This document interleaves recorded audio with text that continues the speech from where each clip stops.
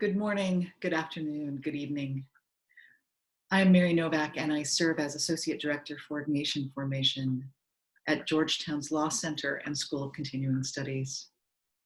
I know I am not alone in wondering lately if there is a potential bursting forth in our current reality, a gift and a call in this time of global pandemic. I mean, when has there been a time when all or almost all of humanity has had a shared experience of harm and suffering across boundaries, and of love and creativity across boundaries as well? And when have we so universally received the invitation to more deeply grasp the oneness of us all? When have we been able to see so starkly humanity's inequalities and brokenness across the world, across cultures? And when have we had a common enemy, so to speak, that was not each other? As Pope Francis recently said, we are coming to understand, for better or worse, all our actions affect others because everything is connected in our common home. The future is so unclear in almost every aspect. But what is clear is that the future will not be business as usual. So what do we do? The Jesuit paleontologist Teilhard de Chardin once asked, are there unknown inner resources within the human species that, if brought to the surface, might make it possible for us to not only survive, but also grow beyond our destructive tendencies? His answer was a hopeful yes. He believed that the power of love could overcome the love of power. So how do we tap into those inner resources, that power of love? This particular moment in our three Abrahamic traditions might offer us a way. Ramadan just began. The 8 days of Passover just ended. And in the Christian traditions, both East and West, we are in the midst of Eastertide following the 40 days of Lent. And for all of these traditions, this is a time when we step up our spiritual practices, including fasting, praying, and engaging in some form of contemplation. And while each tradition engages these practices for various reasons that have particularity to each, I would suggest they are broadly understood as ways for us to become more fully human and to become more fully a human community.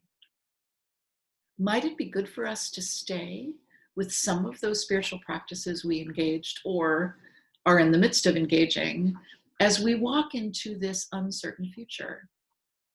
Specifically, our practices of contemplation, that quiet listening our Eastern traditions have been leading the way in for centuries, and the first part of the Ignatian value we embrace in our Jesuit institutions when we aspire to be contemplatives in action. But let us pause on the first part, contemplation, and not rush to the second, action, just yet. A familiar definition of contemplation is taking a long, loving look at what is. Both the long and the loving are foundational to the practice of contemplation. Yes, we might hate this pandemic, as one writer noted early on, and can we also see in it a call? If we take a long, loving look at this reality, what might we discover? Georgetown's John Main Center hosts daily meditation, as does Georgetown's School of Continuing Studies.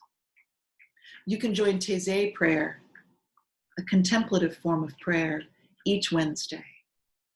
Our Dharmic community meditates together on Sunday. Buddhist meditation is on Thursday. Check out the campus ministry website for details of joining these and the new offerings that are coming online each week.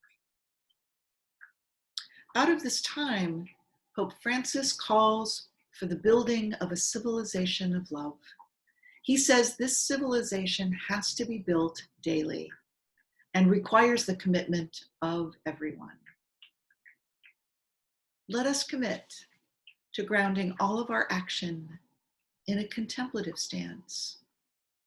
And until we can begin building the civilization of love together, let us commit to the deep listening to which the contemplative practices invite us, being open to the potential that is springing forth in this time, or to use the language of Ignatius, being open to the magis, the greater glory of God.